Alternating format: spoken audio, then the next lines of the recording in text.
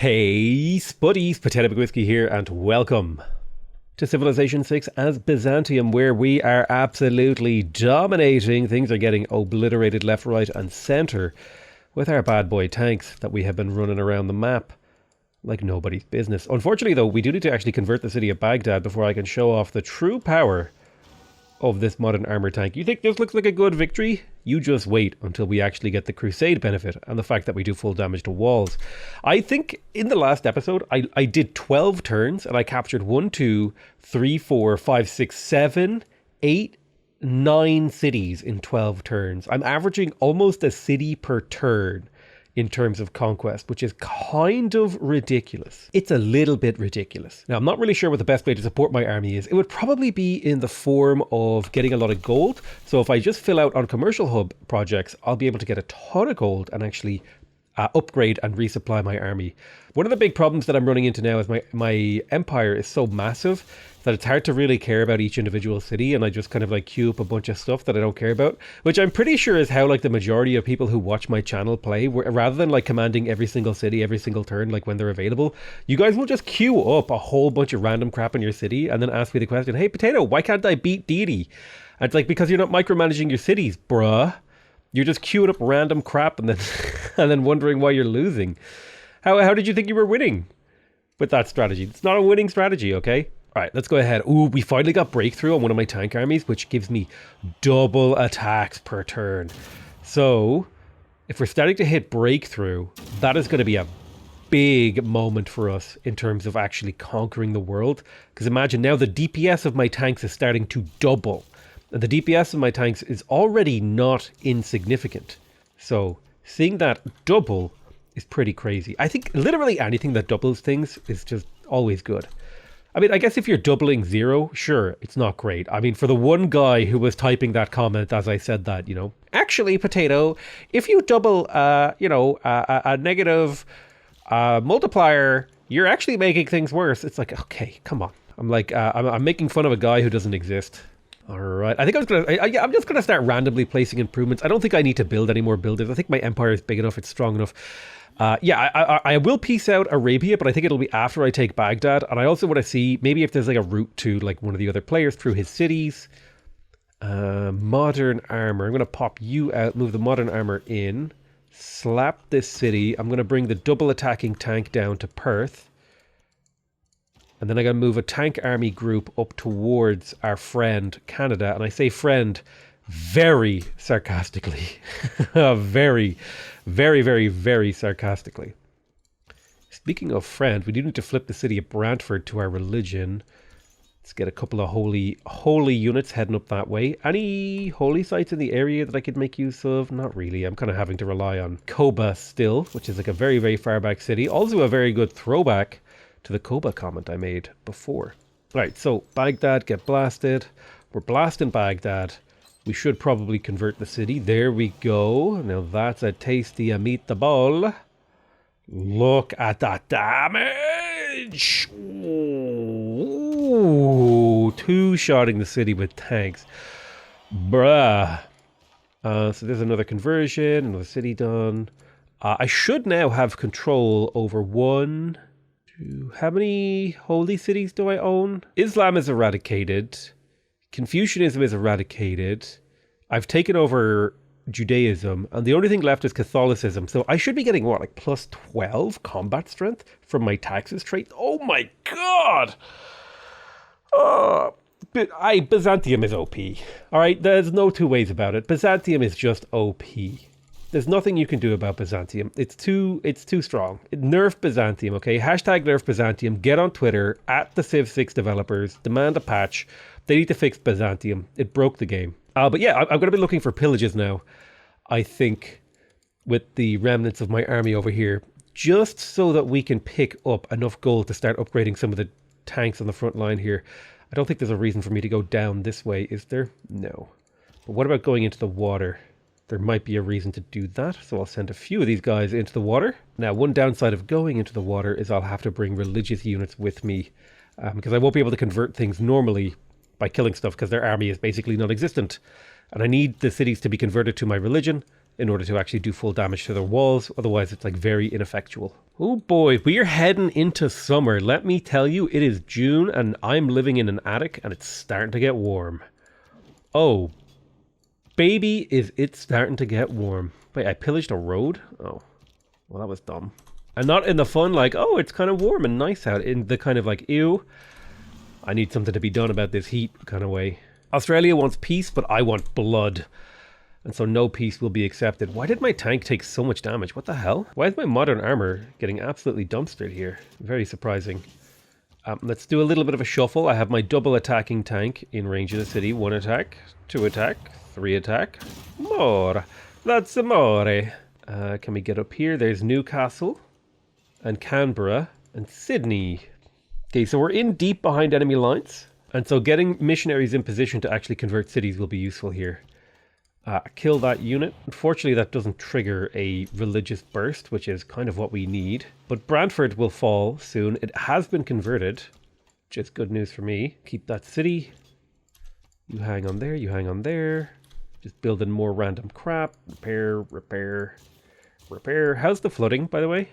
Climate change will start in about 44 turns. It's by the way, it's 1575 AD, and I'm walking around with modern armor.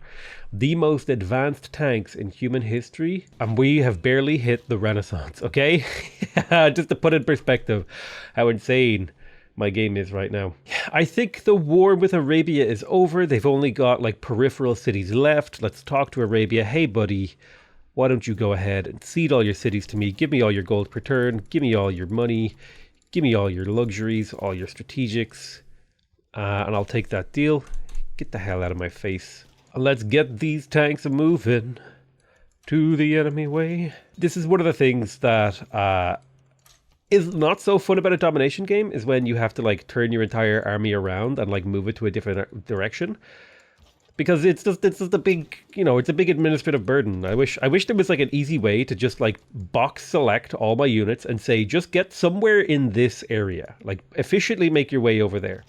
I definitely feel like 4X games, one of the things that 4X games lack, and this is something I feel very, very strongly about, is they lack automation. A lot of 4X games are very light on automation. Tools to allow a player to automate their turns. And that was one of the nice things about the old builders, is I really like the new builder system because it gives you a lot more direct control than impact, whereas the old builders felt like very passive and slow and very, very, very methodical. I like the new builders because their impact is very, very high over a short period of time, right? You pop out a builder and you can improve 3 tiles in about 4 turns and boom, boom, boom, boom, your empire is like suddenly better. So I definitely like that mechanic. I think I know a lot of people don't like that mechanic, and I respect that opinion because of the way it used to be. It kind of had its own charm, but I really like the new way builders work. But the point I was getting to here is the big downside is you can't really automate them because you have to, you have to walk around, you have to choose where to place the build charge, changing tiles actually has an associated cost and stuff like that. And what I would really like, now here's the dream. If I could do like an empire planning mode, you go into empire planning mode and you're just like, okay, here's like how I want the city to look. I want to mine. And then I could click a builder in the area and automate, and it would just go and like automatically build mines on those tiles. Like if I could queue up orders like that, that would be pretty cool. But the problem is that it's just valuable to be able to micromanage your units and cities and stuff like that.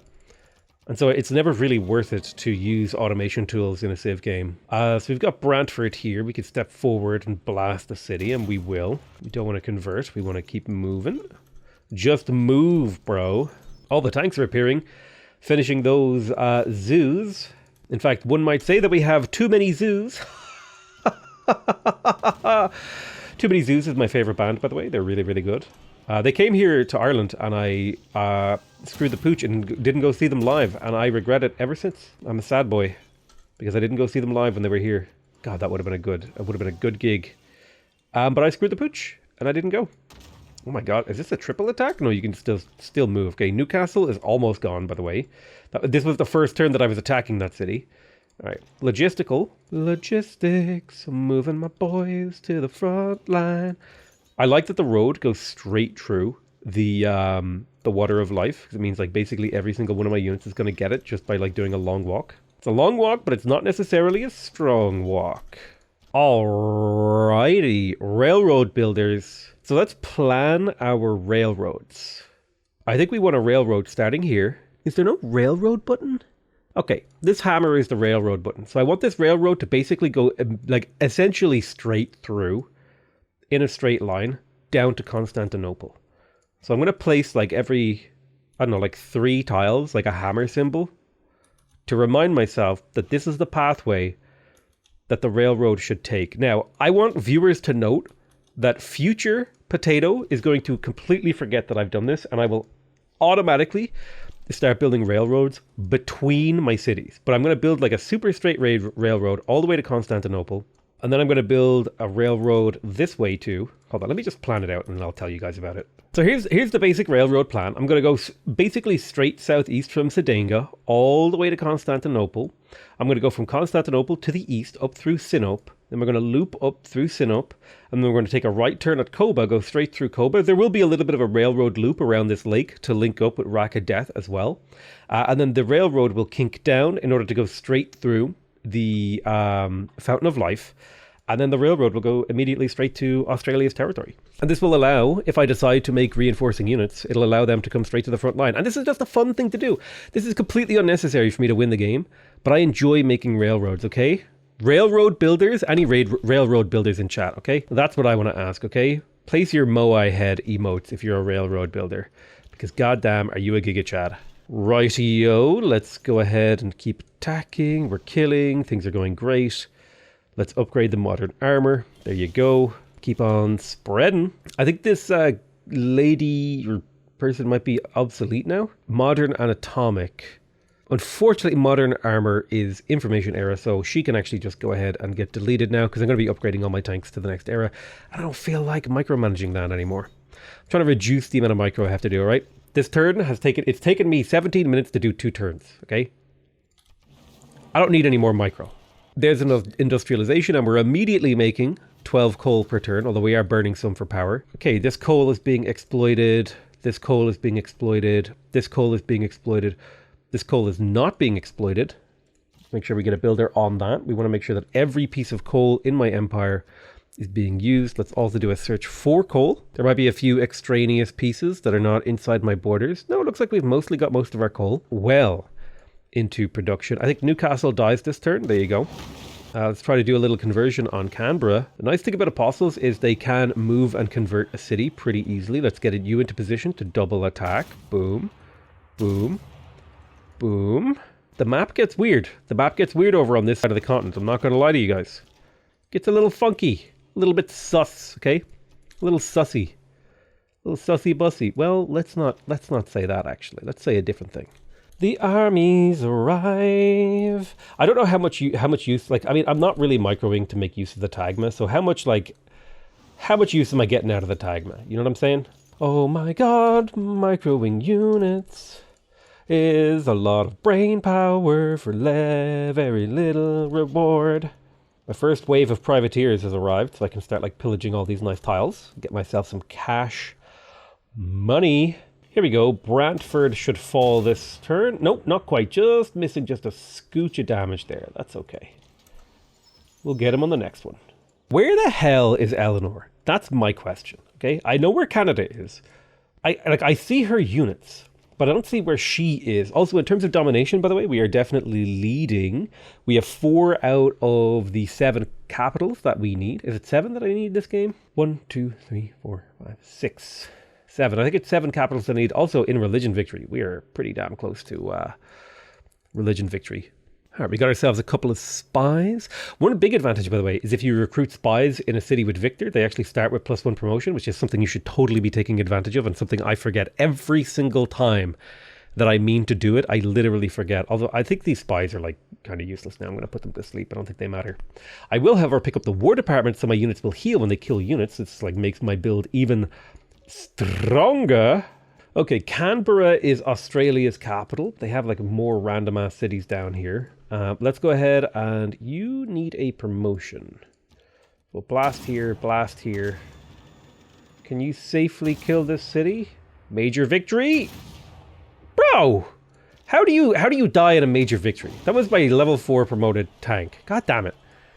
How do you die in a major victory? Can somebody explain that to me? A major victory and you lose the battle? Like, what the hell? He was supposed to capture the city, get a promotion, heal next turn, and be good to go. But, you know, things didn't quite work out that way for me. There we go. Another city converted. Montreal. Welcome to the city of Montreal. We need to convert it. Is it worth attacking with my tank? I mean, it's still damage, you know. Let's keep upgrading. Shoot that frigate. Where are my pillages at? Finally, I found Eleanor. Jesus. Buried deep into the mountains she was. She's like, Eleanor is like Excalibur's, the blade of Excalibur or whatever. Like, I had to go so deep into like these fucking mountain ranges to try and find her. That's what she was. She's like a rock. She's like a sword buried in a goddamn rock. Okay. Yeah, you know, I mean, things are working out just fine. You take a little bit of this, you move there, you do that. Hey, oh, a missionary, get into the water there, buddy. Tagma, more like Tugma. Yeah, we're sending some missionaries. Just, you know, like you get to this point in the game and you have so many units. Like, what do you do? What do you even do? You have too much. You just have too much stuff. There's just too much. Okay, it's too much for one man to handle. I did like the Tugma joke. Although I feel there's only so many Ugma and Agma and Ligma jokes you can make in a single episode before it becomes like extremely tired. But we're not at that point yet, baby. I fully expect, okay, I will be disappointed in you guys if every single comment on this video is not some iteration of the Ligma meme. I'm just saying, I'll be disappointed. I'll be disappointed. I'm not saying that you guys have to do it. I'm saying I'll be disappointed if you don't. Those are two very, very different concepts, and I appreciate that my audience is old enough and mature enough to recognize the difference between those two things. I mean, I might be exploiting my position as a YouTuber purely to get my fans to make a whole bunch of Sugma jokes, but listen, what is the point of being an online internet personality if you can't make people do things that are funny to you? You know what I mean? Like, it was just a prank, bro, etc. Maybe we are now, with access to railroads, truly we have begun to enter into the churn. The churn is real. You know what I feel bad for? A lot of people will start off my series of like YouTube videos and they'll be like, oh, cool, I really, really enjoy this video. But they never get to the late game where like my sanity starts to break down and they get to see the real potato. They get to see the real potato where, you know, up is down, down is up, and left is right. Unless you're talking about politics, in which case left is correct. Woo yeah! Not even the correct meme for that. But I said it anyway. One of my favorite things to do, don't tell Mr. Mutin this, by the way, is to use memes incorrectly and then see what people's reactions are. So like, because like it always like, they'll be like, God damn, because you're referencing something they enjoy, but you're doing it incorrectly. So they're like, fucking stop, you're doing it wrong. And it really, really bothers people. And it's infinitely hilarious to me to see them be like, I recognize your meme. So they'll laugh, but shake their heads. And that's when you know you have really pissed someone off, but it's not socially acceptable for them to be mad at you. This is my bread and butter, baby. This is my bread and butter. We should probably unlock aircraft. Although at this point, do we even need aircraft? I feel like I think we're a little bit over the hill for aircraft. That ship has sailed. Let's go hang out with the Giant's Causeway though with some of these tanks that we picked up. I got a major case of the stigma. And by that I mean stigmatism because my eyes are weird. Is it stigmatism? No, stigmata is when Jesus, was on the cross or whatever. Stigmatism is when your eyes are shaped weird, I think. This sounds correct in my head, and so it is the acceptable answer. Which I think is honestly how most people formulate their beliefs. It's not necessarily like, oh, I've actually done research and I understand this topic with a level of certainty that, X equals Y, Y equals Z, and this thing is a consequence of this thing. It's not like, you know what, bro, I thought about it for 5 minutes and I feel like I'm correct. This is what it all boils down to. There's nothing else you can think about. I think a fun idea here for me would be to start a Civ 6 podcast where I just play the game, but I absolutely never ever talk. You know what? That would actually be the greatest troll ever, where I play the game and I never ever acknowledge that I'm playing the game. I never talk about anything that happens in the game. I just continuously talk about random crap. And Civ 6 almost becomes a backdrop for my podcast. Oh my God, how mad would people be? Okay, if they saw me, you know what, I'm curious. Could it work? Would it be a good troll? Or would it actually just be like a really comfy piece of gameplay? Like, here's the thing. People want comfy gameplay videos, okay? I know I injected a little bit of politics here or there. And you know what? I think it was fair to criticize me for the little bit of that I did. You know, it's okay. You didn't like it. You didn't like it. That's your prerogative or whatever. That's totally your right to not like things that I do sometimes. But I enjoyed like the little bit of politics. But like, let's say if I just kept it light and I talked about random ass life events. Now the big problem I have is I'm a shut-in, baby. I live inside 24/7. Leaving the house, that's for winners. Any losers in chat? Thank you very much. But yeah, I could just talk about like my life. I am starting to be more outgoing though, for sure. It's been a process, okay? I think I recognize now that you can't actually live a life completely indoors and like just like playing computer games and online. Terminally online, not a good look, okay? You got to go outside, even if it's just to meet your family or whatever. Although if you have a crap family, you know, my condolences. I'm sorry that you don't have anyone who you can just like default hang out with when you've got no one else. You know what? I'm going to give you a few hot takes here. I think it's easy to make friends. I think it's really easy to make friends. Now, caveat, it's easy for me to make friends. I feel like I've always been really good at like getting along with people, having a good time and making them laugh. And I think it's because once I have a level of comfort with people, it's very easy for me to be my genuine self. I do find that like there's like a little bit of an initial getting to know people period. But once I kind of get over the like, okay, we're comfortable being in the same space. Now let me start testing the limits of your humor. Like we can start talking about, you know, basically anything at that point. And I feel like I'm a very expressive person when I get comfortable. And see, this is the hard thing is that like, I find it really easy to make friends and meet people, but the hard part is just that like initial thing. But once I get comfortable with people, like really, really, really comfortable with people, and I feel like secure in the conversation, oh my God, I feel like I come alive, dude.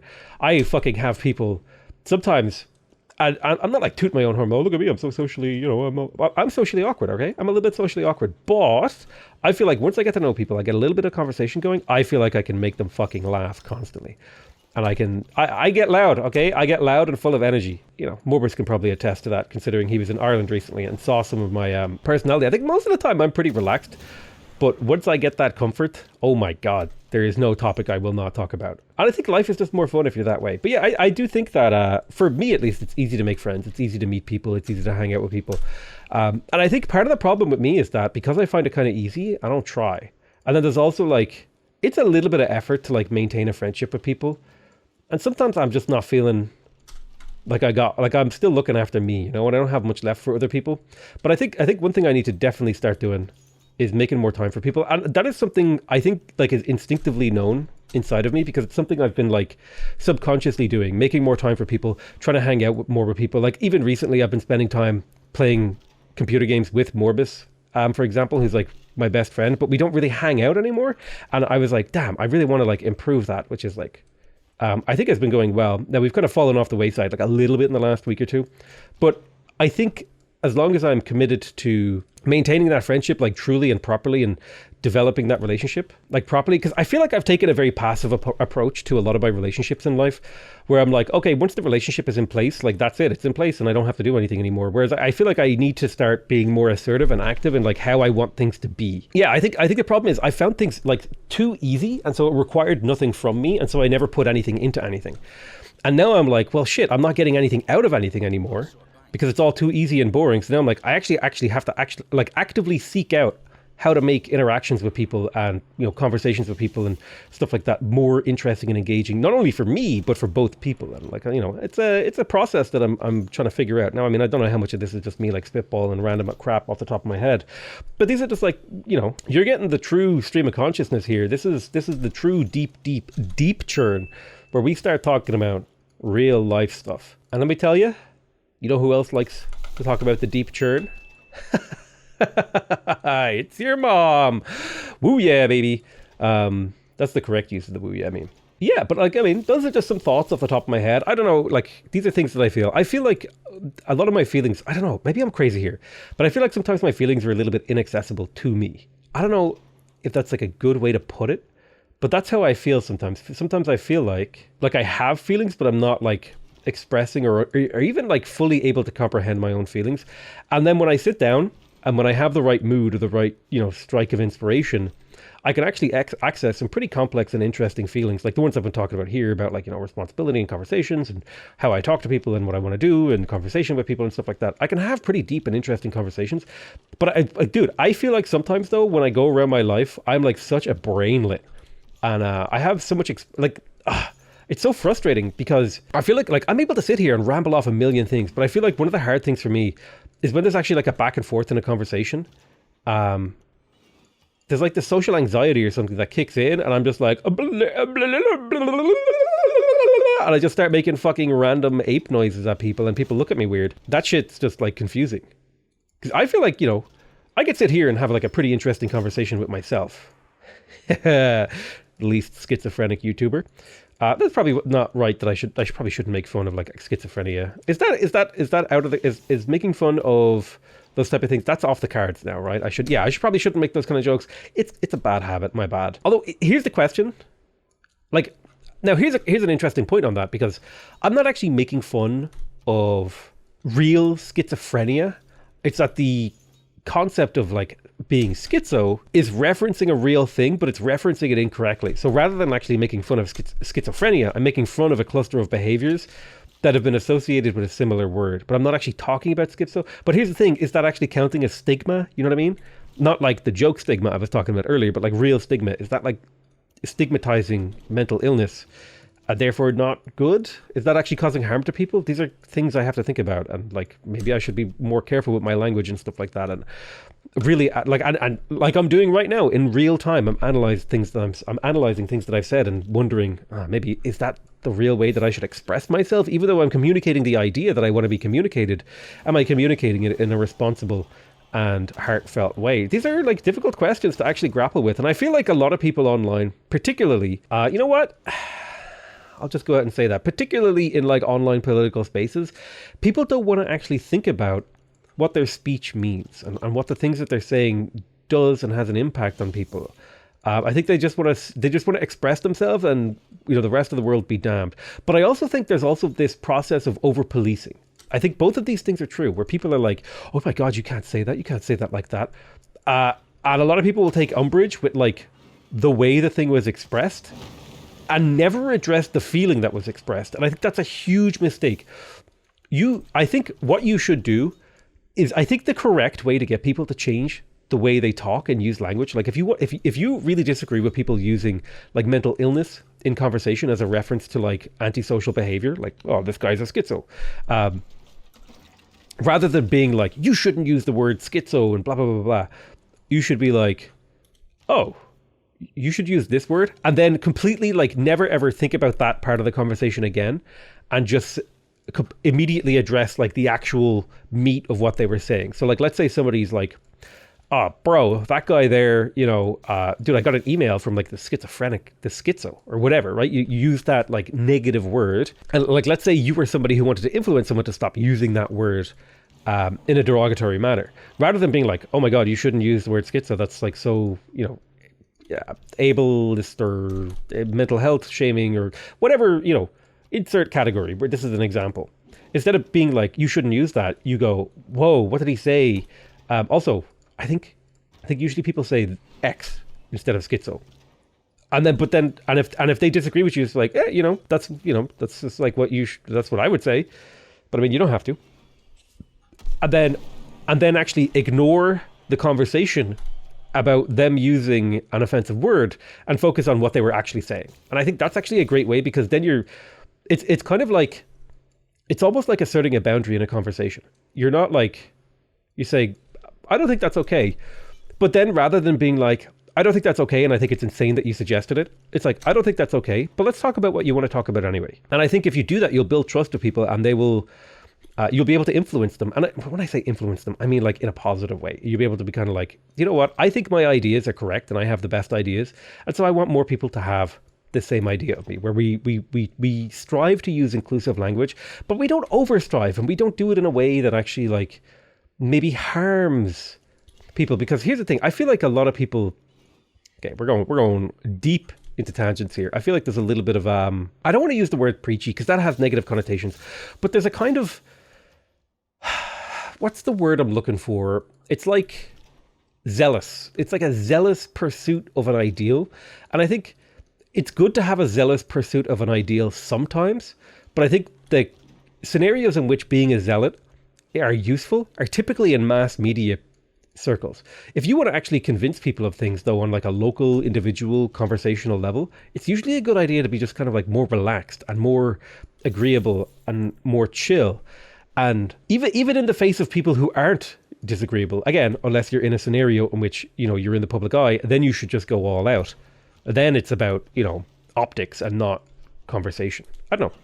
There you go. There's like a thought off the top of my head of the fact that I used a word. But I definitely feel like I'm really good at doing like stream of consciousness stuff. Like I'm able to just talk about whatever's going on in my life or whatever's going on in my day, or even just the meta conversation about the thoughts and feelings and like things that I'm saying. And I feel like that's a skill that I didn't have until I started being a YouTuber. So that's kind of an interesting thing, that my personality has actually been shaped and changed irrecoverably. Is it? I don't know how to use that word there. Where's my closest holy site, by the way? I would have to capture Toronto for a holy site. Let's batter down the doors of Toronto specifically for a holy site, just so we can spread our religion a little bit easier. Convert and convert. There we go. Probably should have converted it first before I attacked. You know, sometimes I just do things the wrong way around. I guess I will just click the end of the tech tree and not worry about text anymore, because I think we've basically won this game, you know. And that's the thing about Civ, is you eventually reach a point where you win. Like things are difficult for a while, and you know, you're not necessarily struggling, but you're not like dominating hardcore. And then you just reach a point where, you know, it's almost like a switch flips, and the game is easy. And I think that's, to me, I feel like once I reach the point where the game is easy, I'm not necessarily checked out of the game. I think that might be like an inaccurate way to say it, but I definitely feel like mentally I've already won this game. Like I have achieved victory, and this is now just like the process of making sure that like my victory. Ooh, killing support units also spreads my religion. That's kind of a neat thing that I don't think I knew before. Yeah, I don't know. I'm just, you know, I'm spitballing here. I'm talking about things. I definitely feel like, I think it's so annoying though, because you want to know what you know what I feel like? Sometimes I feel like, and maybe this is just because I've spent too much time doing YouTube now that I've been doing it for about 5 years. Sometimes I feel like the YouTuber Potato is the real guy.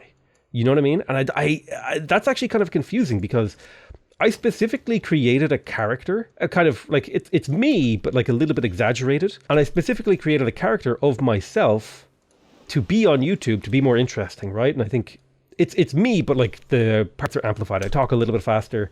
I talk a little bit higher cadence. I don't have an accent like I normally do when I'm talking. And there's like a little bit of a difference in a little bit of the edges of who I am, right? But I sort of feel like the old me has been subsumed by the new me. Old Kanye is dead, and now we're just new Potato, you know what I'm saying? And that's kind of a confusing and interesting position to be in. I don't want to say that I lost myself, but I'm not who I was when I started doing YouTube, in a weird way. Yeah, that's kind of how I feel. I kind of feel like I'm not the same guy anymore. And I don't mean that in a bad way. I just mean like, when the camera is on and running, I feel like I'm a different person when I'm alone. But I haven't actually translated or integrated that new self really, because it only really comes to life when I'm live streaming or when I'm making YouTube videos. And I wonder, right, since I feel like that person is now the real me, is that me like having lost touch with who I really am, or have I been changed by this? And like, because when I walk away from doing a YouTube recording session, I feel amazing. I feel so happy. I feel so fulfilled. I feel so proud of myself. I feel all these feelings that I normally don't feel in my day-to-day life. So it's kind of like a confusing thing. Is that just, God, I don't even know how to talk about this properly. I don't know. We're spilling our hearts and mind here. We're talking about a whole bunch of stuff. I think this is who I am. And I think a feeling that I'm getting is that the other way that I am sometimes is like a suppressed version of me where I'm not fully expressing who I am. That might be what's going on here. Is that initially I've created the character, but who the character was is who I really am? That's so weird. It's so confusing. But then again, on the same token of the coin, maybe I just have changeable moods. Like sometimes I'm just feeling chill. Sometimes I'm just feeling relaxed and I don't want to be high energy, and I'm just like, I'm relaxed and I'm having a good time. I know it's hard to map all these things, but we are starting to convert a lot. It's hard to map and understand all these things perfectly. So, it's not simple. The things that I'm grappling with here is like, who am I and what am I? I don't know. I still have very, very mixed and confused feelings about that conversation. And I don't feel I'm ready to actually speak about them in a way that will give somebody listening like a fully clarified answer. Because now I feel like a bunch of people who are listening will have a bunch of questions, but I actually don't have answers for you. Based on the conversation, based on what I've just said, like all of those were just like stream of consciousness. And this could all be totally just wrong because maybe I'm just saying shit to say shit. Who knows, okay? The enigmatic methods of a potato-based Civ 6 player are difficult to access. Yeah, I don't know. God, if I really think about it, I do feel more like me when I'm doing YouTube. I feel like this is the me. God, this is like a really fundamental realization. Maybe I shouldn't be doing this online. Who knows? Listen, we'll figure it out. I feel like I feel like sometimes that I don't even know how to accurately present these feelings. Actually, I don't even know. You know what? These feelings are inaccessible to me right now. They've gone back below the surface, and I can't speak upon them anymore. But what I can do is talk about the old YouTube, or the video that we are currently in the process of making. The railroad is coming along nicely, by the way. If I search for railroad, you see we've started to begin the railroad. There's also a little chunk of it beginning over here, and soon the entire empire will be linked up, and tanks can get from one side of my empire to the other really, really fast. But I think it's good to be like, I think if I really think about it, I think it is good to be self-aware about the limitations of yourself. In the sense of, okay, let's get a little conversion going. In the sense of, how do I describe this again? It's good to be self-aware about the limitations of yourself with a view of, why is that good? Why is that good? Why can't I describe why that's good? God, I know the answer, but I can't say it. Like, I can't access the knowledge inside my own brain. Basically, it's good to be self-aware and to be somewhat humble. I think I have a strong aversion to people who are obnoxiously self-confident, like all the time. I think people who take a moment, like I think people who are really, really confident are good and fun, but I don't like it when they're a little crazy. I want you to be able to just be like, I want you to be able to step back and show just a smidge of self-awareness every now and again. And I think that's like really, really valuable to me. And I think actually most people feel that way. Although if I were to really think about it, there's probably people out there who don't like that in people, because people who can do that like draw a really sharp focus on the fact that they can't do that. And so therefore people who can like do that little bit of a self-awareness thing kind of expose some fundamental flaw about who they are. This is like armchair psychology 101 right now. But yeah, those are some thoughts and feelings. Really what I'm doing is I'm filling time. This is the churn, baby. We're in the churn. We're churning butter because we just need, I believe, one more capital, and it's Paris. Paris must fall. Let's start attacking Paris. So, I mean, tanks don't do a huge amount of damage to the cities until the walls are broken, but that's not a big deal. We'll keep this bad boy, we'll keep this train rolling. I'm just going to shift into my turn. I don't think there's a whole lot of actions here that actually matter. I think I just need to focus on getting the city of Paris converted. Oh, big stretch. Does anyone else, when their pet like does a big stretch, does anyone else like narrate their stretch? Like, oh, that's a big stretch.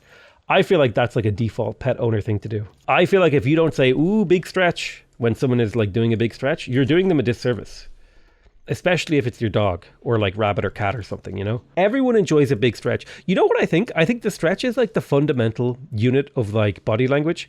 Everyone stretches and everyone knows how good it feels. So when you see an animal stretch, it's like an empathy thing. You can see, oh, look at that big old stretch.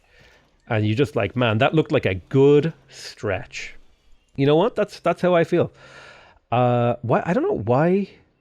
Why can my apostles get another promotion? This is very confusing to me. But apparently they have another promotion. Who knew? All right, we're surrounding the city with religious units. We're going to stop bothering to attack Bordeaux. We're going to just slam tanks in here. All right, nice. We took out about 20% of the city's health. That's good. One of the big power spikes of units that can attack twice is they can attack twice and then move. That is like the big power spike. There we go. The city converted, or at least we killed something. That almost converted. I still think it's kind of funny that my religion is called Mindful Guys That Punch Real Good. That kind of like endlessly entertains me. I'm going to go ahead and shift enter my turn again. I don't think I need to continue to micromanage. I guess I'll build the railroad because that's fun. You got to build the monorail. Monorail. I think the monorail might be the most emotionally important thing that I've built in my Civ 6 career. Like if we do a search for railroad, oh baby, we barely connected our empire. We have like a very smidge of a railroad. How far can like a tank from my capital go? It could get all the way up here. That's a pretty far distance. Like that's a lot of tiles. For real. It's not even a full railroad. But yeah, let's just shift enter a couple of turns here so we can finish off Paris. What's the conversion looking like on Paris? No peace, only war. Vote down these military and religious emergencies. They're probably going to finish them off. There's a city converted. Yeah. Okay. Emergencies, thank you. Right, what are we looking like on the religion side? Ooh, it's actually quite bad. So what do? You've triple strength. Boom. Now it's looking good. All right, you do a little spread. You do a little spread. Looking real good now. Nearest apostle. Any apostles? Mod check. So this guy is a pilgrim and a martyr. Damn, we're actually really close to converting that city. City of Bordeaux, or Bordeaux, we will convert it next turn. So let's just do a little heal here. A little heal. You can attack safely. You take a promotion. You take a promotion. You do a little attack for a promotion. You promote. We'll shift enter. And we shall finish the city next turn. I forgot to do my railroads! Oh, I missed a turn of railroads. My railroads are going to be one tile shorter by the number of military engineers that I have. So it's turn 239. This was a pretty slow victory. I feel like I could have won this game a lot sooner if I had had a better war against Nubia. Let's go ahead and convert. The city is now converted. Before we finish the war, though, am I out of coal? Oh, no. There we go. All right, so railroad. Where's my military engineers at? Railroad. Cross,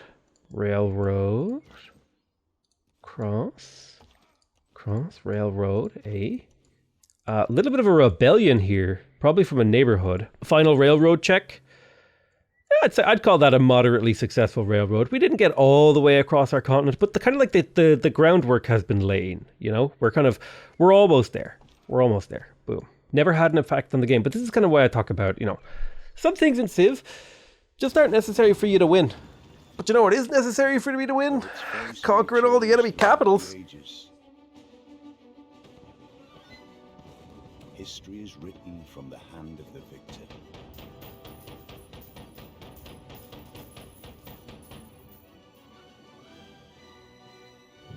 By your actions this day,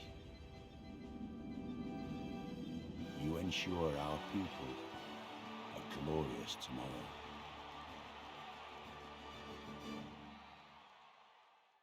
Anyway, that is it for this series. I hope you guys really enjoyed that. I'm going to go ahead and check out a few stats here. Units killed. Look at that killing. A beautiful thing. Units killed. I actually lost very few units as well. Byzantium, a very fun, a very powerful civ. Warrior monks, not a very good unit. But the nice thing is Byzantium is so strong that we were able to win through brute force alone. We declared a lot of wars. And of course, the most important graph here, total religions founded. I was first in my religion, and the build I went for is a very fast religion build. But however, I'm going to go ahead and call that the end of this episode and the end of this series. I love you all very much for watching. Thank you guys so much. And by the way, if you are a dedicated viewer of the videos and you watch all the way to the end, please do consider becoming a member of the channel. There's a little button down there beneath the video that says join. You just click that. For $2 a month, you can support my content on YouTube. And I think $2 a month is a pretty good deal. That's like $24 a year. I get $1.30 for every person that does it. I think that's pretty good value. There is a $5 tier too as well if you want to do that. But I thought $2, I think that's a pretty viable level, because if I had 200, like let's say I have 300,000 subscribers right now, right? Let's say I had 1,000 of them be a member giving me $2 a month. That's $2,000 a month. That's like minimum wage for me to be able to do this forever, you know? So if you want me to keep making content and you're a really dedicated viewer, I would really appreciate it if you would consider $2 a month. I set it at $2 a month because it's a very low commitment. You won't even notice it, okay? It's the price of a coffee. Anyway, I love you all very much, and I'll see you guys next time. Bye-bye.